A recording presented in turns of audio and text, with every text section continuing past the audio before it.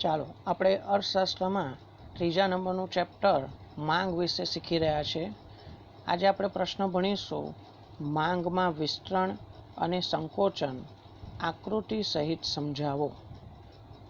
આ પ્રશ્ન આપણને 3 માર્ક્સ માટે પૂછી શકાય છે. સ્વાધ્યાયમાં આ પ્રશ્ન આપેલો છે. જવાબ: માંગને અસર કરતા પરિબળો મુખ્યત્વે 2 છે. આપણે આ ચેપ્ટર જ્યારે શરૂ કર્યું ત્યારે શરૂઆતના પ્રશ્નોમાં જ માંગને અસર કરતા પરિબળો સમજ્યા હતા. થોડું રિકેપ કરી લઈએ કે માંગને અસર કરતા પરિબળો મુખ્યત્વે 2 ભાગમાં વિભાજિત કર્યા છે. એક વસ્તુની કિંમત અને બીજા છે કિંમત સિવાયના અન્ય પરિબળો. હવે એવા કયા પરિબળો છે જે માંગને અસર કરે છે? કિંમત સિવાયના પરિબળો તો ગ્રાહકોની અભિરુચિ અને પસંદગી હોય, ગ્રાહકોની આવક હોય, સંબંધિત વસ્તુની કિંમત.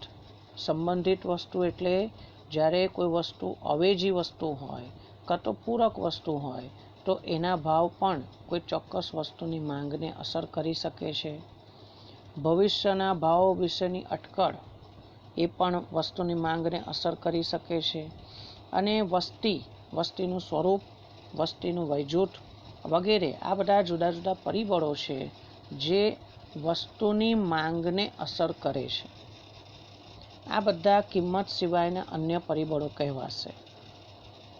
હવે મુદ્દો એવો છે કે જો અન્ય પરિબળો યથાવત રહે એટલે કે અન્ય પરિબળો સ્થિર રહે અને વસ્તુની કિંમત ઘટતા, વસ્તુની કિંમત ઘટી ગઈ, ઓછી થઈ ગઈ, વસ્તુની કિંમત ઘટતા વસ્તુની માંગમાં વધારો થાય છે. કિંમત ઘટી અને માંગ વધી ગઈ તો તેને માંગનું વિસ્તરણ છે એમ કહેવાય છે.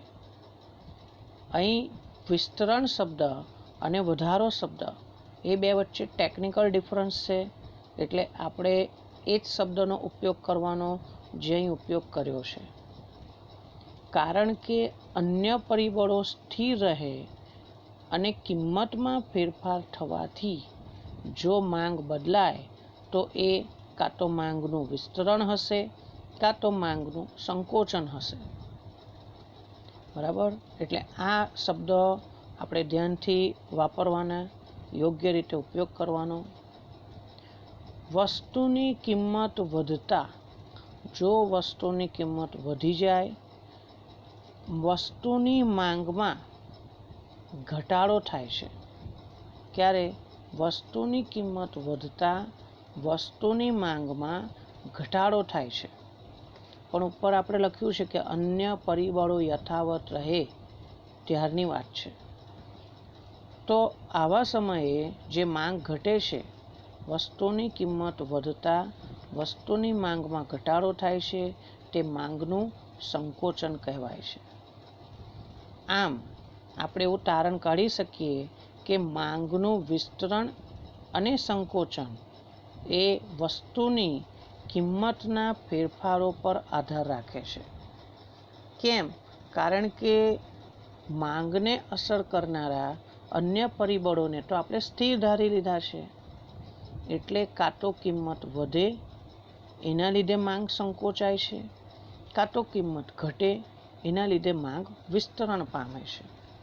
વિસ્તરણ અને સંકોચન વસ્તુની કિંમતના ફેરફારો પર આધારિત હોય છે. આ બાબતને એક અનુસૂચિ કોષ્ટક દ્વારા સમજાવવાની છે. તમે જોશો કે કોષ્ટકમાં કિંમત આપી છે રૂપિયામાં અને માંગ આપી છે એકમોમાં. જ્યારે કિંમત 5 રૂપિયા છે ત્યારે વસ્તુની માંગ 10 એકમો છે. જ્યારે કિંમત ઘટીને 5થી ઘટીને 4 થઈ ગઈ તો તમે બાજુમાં જુઓ, માંગ 10 એકમથી વધીને 20 એકમ થઈ ગઈ. જ્યારે કિંમત 4 રૂપિયાથી ઘટીને 3 થાય છે ત્યારે માંગ 20 એકમોથી વધીને 30 એકમો થાય છે. કિંમત ઘટીને 3 રૂપિયાથી 2 રૂપિયા થયા તો માંગ હજુ વધીને 30 થી 40 એકમો થઈ, અને છેલ્લે જ્યારે કિંમત 2 રૂપિયાથી ઘટીને 1 રૂપિયા થાય છે ત્યારે માંગ વધીને 40 એકમથી વધીને 50 એકમ થાય છે. અહીં તમે જોઈ શકો છો કે કિંમતમાં જેમ જેમ ઘટાડો થાય છે તેમ તેમ માંગમાં વધારો થાય છે. આ કિંમત અને માંગ વચ્ચે વ્યસ્ત સંબંધ છે એવું આપણે સમજીએ છીએ. પણ હવે આપણે મુખ્ય મુદ્દા તરફ જઈએ.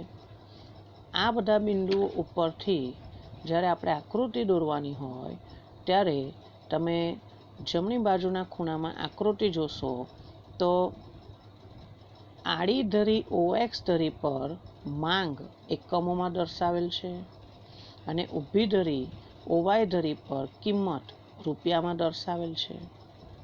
આપણે સ્કેલ માપ કેવી રીતે લઈશું?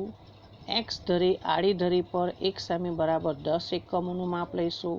એટલે 1 સેમી બરાબર 10, બીજું સેમી 20, ત્રીજું સેમી 30, ચોથું 40 અને પાંચમું 50. અને ઊભી ધરી OY ધરી પર એક લાઈન બરાબર આપણે 1 રૂપિયો કિંમત લઈ લઈશું. એટલે એવું ધારી લઈએ કે ભાઈ એક લાઈન બરાબર 1 સેમી, તો 1 સેમી બરાબર 1 રૂપિયો કિંમત. 1, 2, 3, 4, 5 બરાબર. ચાલો, આકૃતિ દોર્યા પછી હવે એની સમજૂતી. અનુસૂચિમાં દર્શાવ્યા મુજબ કોષ્ટકમાં શું સમજાયું છે? જ્યારે વસ્તુની કિંમત પહેલાં તો રૂપિયા 3 હતી ત્યારનું શું પરિસ્થિતિ છે? જ્યારે વસ્તુની કિંમત રૂપિયા 3 હતી ત્યારે વસ્તુની માંગ કેટલી છે? જુઓ તો 30 એકમો છે. બરાબર. કિંમત 3 રૂપિયા, માંગ 30 એકમો. હવે જોઈએ, જ્યારે વસ્તુની કિંમત રૂપિયા 3થી ઘટીને રૂપિયા 1 થાય છે, નીચેની તરફ જો કોષ્ટકમાં 3 થી 1 થયા, તો વસ્તુની માંગ 30 એકમથી વધીને 50 એકમ થાય છે. કોષ્ટકમાં તમે જોઈ શકો છો, માંગ એકમોમાં 30 થી વધીને 50 થઈ. આકૃતિમાં આ જ વસ્તુ જોઈએ ત્યારે જ્યારે કિંમત 3 રૂપિયા છે અને માંગ 30 એકમ છે, તો આકૃતિમાં જોતા 3 રૂપિયા કિંમતની આડી લાઈન અને 30 માંગની ઊભી લાઈન જ્યાં બંને એકબીજાને છેદે છે, બરાબર, ત્યાં આપણે બિંદુ A દર્શાવેલું છે, જે મૂળ બિંદુ છે, મૂળ બિંદુ A. બરાબર.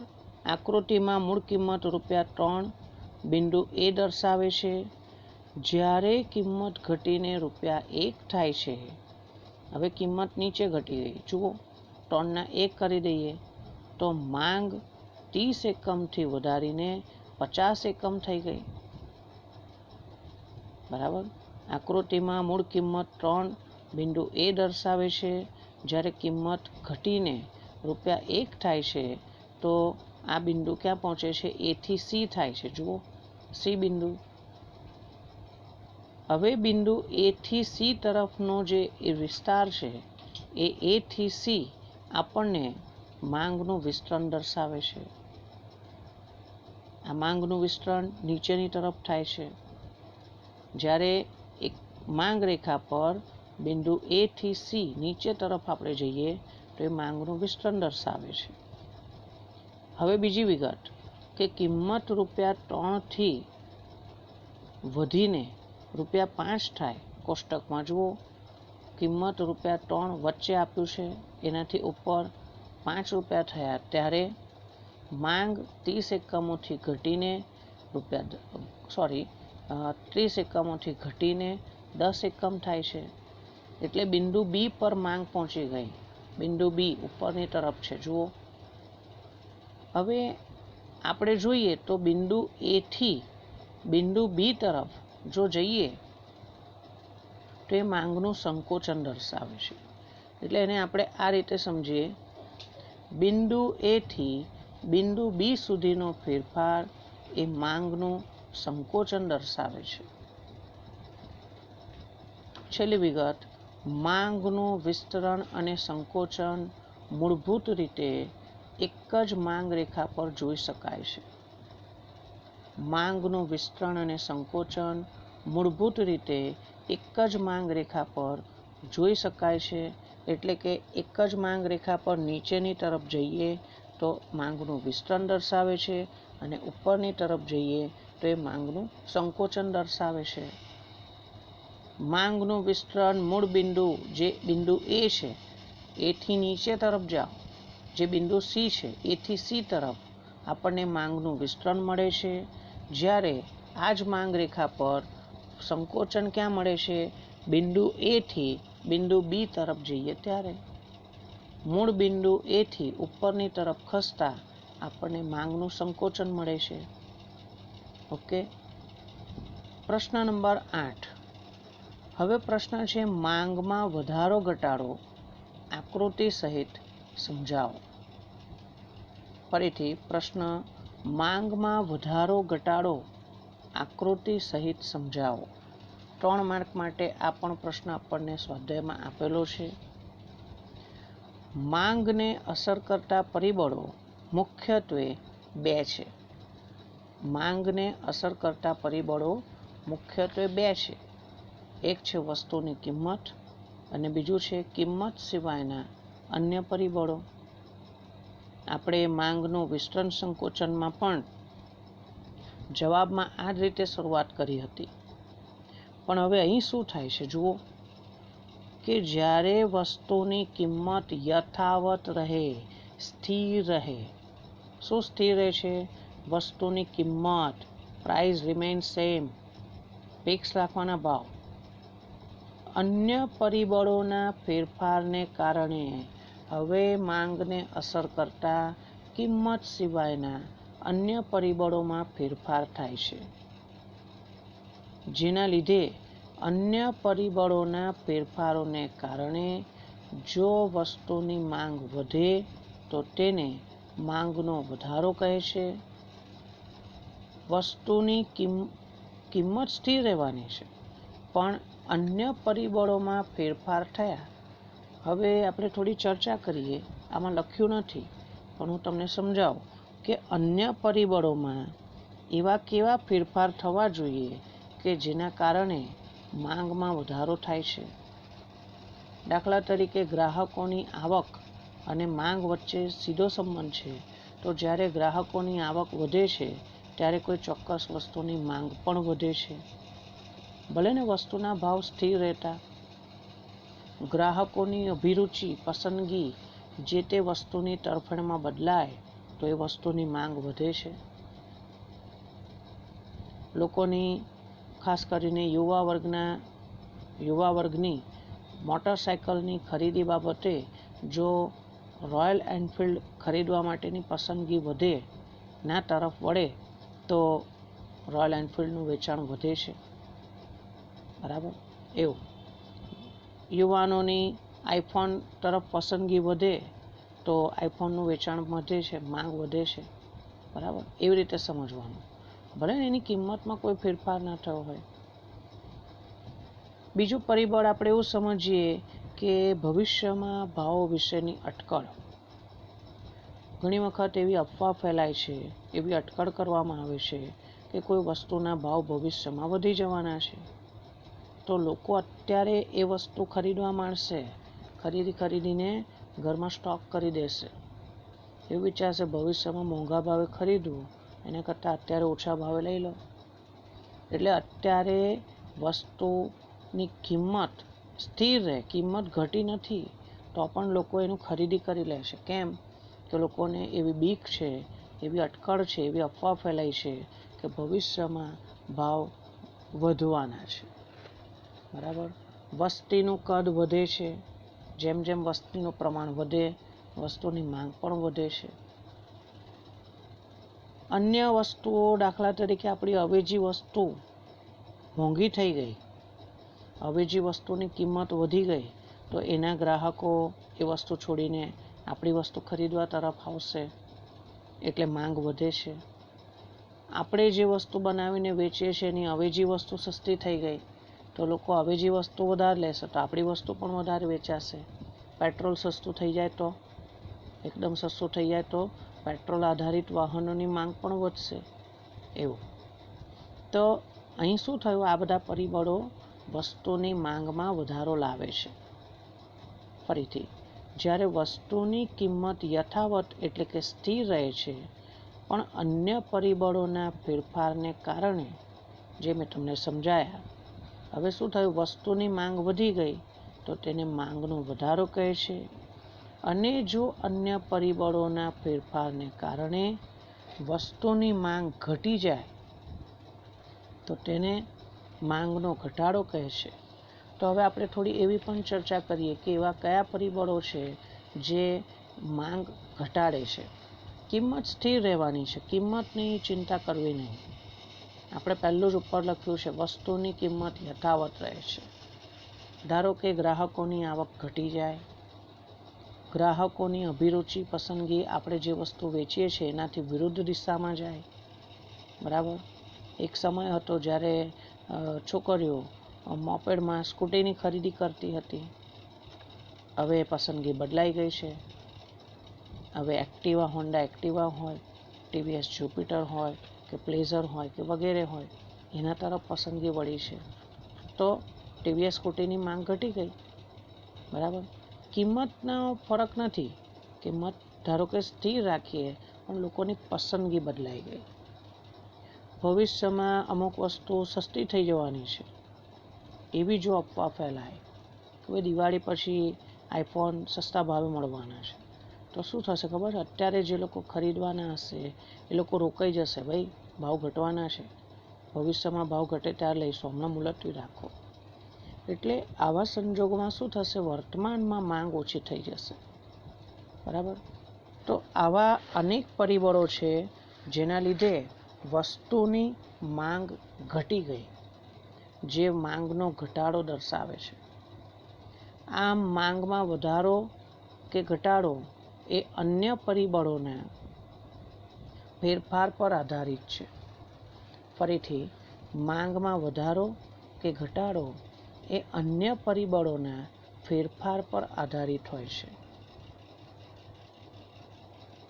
કોષ્ટક આપણને આપ્યું છે, અનુસૂચિ આપી છે, વસ્તુની કિંમત રૂપિયામાં દર્શાવી છે. તમે જુઓ, કિંમત ₹3 ફિક્સ રહે છે, સ્થિર છે. ₹3, ₹3, ₹3, ₹3, ₹3. જ્યારે વસ્તુની માંગ એકમોમાં બદલાય છે, 10, 20, 30, 40 અને 50. અહીં કિંમત સ્થિર રહે છે. બરાબર. હવે આ કોષ્ટક ઉપરથી, આ અનુસૂચિ ઉપરથી આપણે આપેલી આંકડાકીય માહિતીના આધારે આકૃતિ દોરતા આડી ધરી પર OX ધરી પર માંગ એકમોમાં દર્શાવ્યા છે, ઊભી ધરી OY ધરી પર કિંમત દર્શાવેલ છે. તમે જોશો કે એનું માપ આડી ધરી OX ધરી પર 1 સેમી બરાબર 10, 20, 30, 40, 50 એક સેમીનું અંતર લઈને માપ લીધેલા છે. 10 એકમો માંગ છે. અને Y ધરી ઊભી ધરી પર એક લાઈન, એટલે આપણે 1 સેન્ટીમીટર ધારી લઈશું, તો એક લાઈન બરાબર ₹1 કિંમત, 1, 2, 3, 4, 5 એવી રીતે કિંમત દર્શાવી છે. બરાબર. હવે આની સમજૂતી આ પ્રમાણે આપણે આપી શકીએ કે અનુસૂચિમાં દર્શાવ્યા મુજબ, કોષ્ટકમાં બતાવ્યા મુજબ. શું કોષ્ટકમાં બતાવ્યું છે? કે જ્યારે વસ્તુની કિંમત ₹3 સ્થિર રહે છે, અનુસૂચિમાં દર્શાવ્યા મુજબ જ્યારે વસ્તુની કિંમત ₹3 સ્થિર રહે છે અને અન્ય પરિબળો પ્રેરિત, એટલે કિંમત સિવાયના અન્ય પરિબળોમાં ફેરફાર થવાના લીધે માંગ વધે છે. માંગ વધીને 30 એકમથી વધીને 50 એકમ થઈ ગઈ. કિંમત સ્થિર રહે છે, ₹3, ભાવ સ્થિર છે, તો તે માંગનો વધારો છે, કારણ કે કિંમત સ્થિર રહી છે. આકૃતિમાં તમે જોશો તો મૂળ બિંદુ A માંગ રેખા D1 પર છે, જે વચ્ચે સેન્ટરમાં આપેલ છે. કિંમત ₹3 આડી લાઈન અને માંગ 30 એકમ ઊભી લાઈન, જ્યાં બંને એકબીજાને છેદે અથવા એકબીજાને સ્પર્શે છે ત્યાં આપણે બિંદુ એ દર્શાવ્યું છે. જુઓ તમે, D1 માંગ રેખા. આકૃતિ તમારી નજર સમક્ષ રાખો. D1 માંગ રેખા પર મૂળ બિંદુ એ દર્શાવેલું છે. હવે અન્ય પરિબળો આધારિત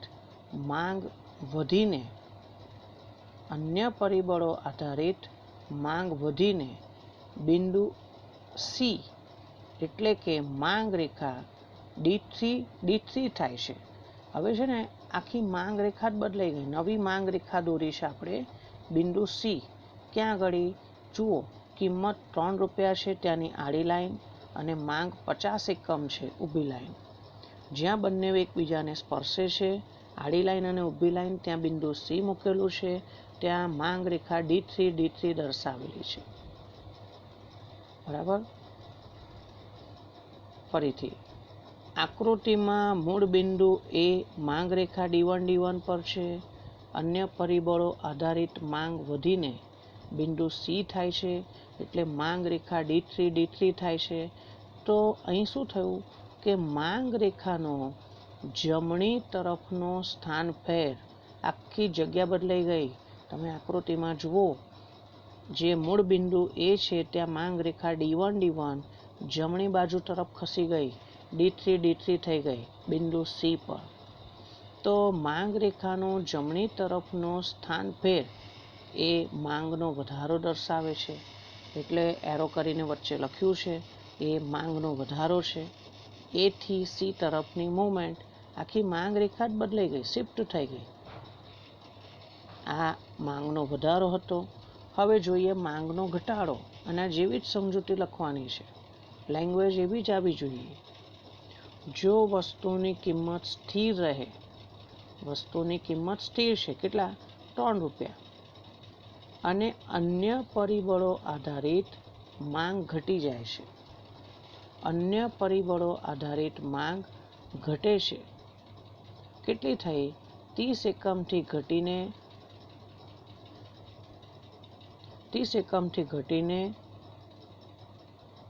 10 એકમ થાય છે. બરાબર, ધ્યાનથી જોજો.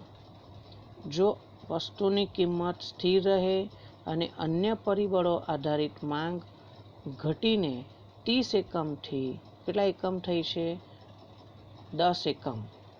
તો માંગનો ઘટાડો છે. આકૃતિમાં મૂળ બિંદુ એ માંગ રેખા D1 પર છે. અન્ય પરિબળો આધારિત માંગ ઘટીને જ્યારે બિંદુ બી થાય છે, બરાબર, એટલે કે માંગ રેખા D2 થઈ જાય છે. તમે જુઓ આકૃતિમાં, જ્યારે માંગ ઘટી ગઈ, 10 એકમ થઈ ગઈ, તો પોઈન્ટ બી આવ્યો, બિંદુ બી ક્યાં છે? ₹3 કિંમત આડી લાઈન અને ₹10 એકમ માંગ ઊભી લાઈન, જ્યાં બંને એકબીજાને સ્પર્શે છે, ત્યાં બિંદુ બી દર્શાવ્યું છે. આકૃતિમાં મૂળ બિંદુ એ માંગ રેખા D1 પર છે. અન્ય પરિબળો આધારિત માંગ ઘટીને બિંદુ બી એટલે કે માંગ રેખા D2 થાય છે. તો તે માંગ રેખાનો ડાબી તરફનો સ્થાન ફેર, ડાબી તરફ, તમે જુઓ આકૃતિમાં, બિંદુ એ થી ડાબી બાજુ તરફ બિંદુ બી આવેલું છે. એટલે એ થી બી તરફ ડાબી બાજુ તરફ જઈએ, D1 માંગ રેખાથી ડાબી બાજુ તરફ D2 માંગ રેખા તરફ, તો માંગ રેખાનો ડાબી તરફનો સ્થાન ફેર એ માંગનો ઘટાડો સૂચવે છે. આમ તમે શોર્ટમાં આટલું સમજી શકશો કે જો મૂળ માંગ રેખા જમણી બાજુ તરફ ખસે તો એ માંગનો વધારો છે, અને મૂળ માંગ રેખા ડાબી બાજુ તરફ ખસે તો એ માંગનો ઘટાડો છે. અને માંગનો વધારો અને ઘટાડો એકથી વધુ માંગ રેખા દ્વારા આપણે જાણી શકીએ છીએ. ફરીથી, માંગનો વધારો અને ઘટાડો એકથી વધુ માંગ રેખા દ્વારા જાણી શકાય છે. જ્યારે આપણે માંગનું વિસ્તરણ સંકોચન ભણ્યા હતા, ત્યારે છેલ્લું એવી લાઈન હતી કે માંગનું વિસ્તરણ સંકોચન એક જ માંગ રેખા પર દર્શાવી શકાય છે, પરંતુ માંગનો વધારો અને ઘટાડો એકથી વધુ માંગ રેખા દ્વારા જાણી શકાય છે. આમ આજે આપણે મહત્વના પ્રશ્ન ભણ્યા. માંગનું વિસ્તરણ સંકોચન અને માંગનો વધારો ઘટાડો. આકૃતિવાળા પ્રશ્નો છે, પરીક્ષાલક્ષી મહત્ત્વના છે. બંને પ્રશ્નોના જવાબ નોટબુકમાં લખી દેવાના, આકૃતિ બરાબર ધ્યાનથી દોરવાની જોઈને અને પરીક્ષાલક્ષી તૈયારી કરી દેવાની. આમાંથી એકાદ પ્રશ્ન પરીક્ષામાં પૂછાતો હોય છે. Okay, good day.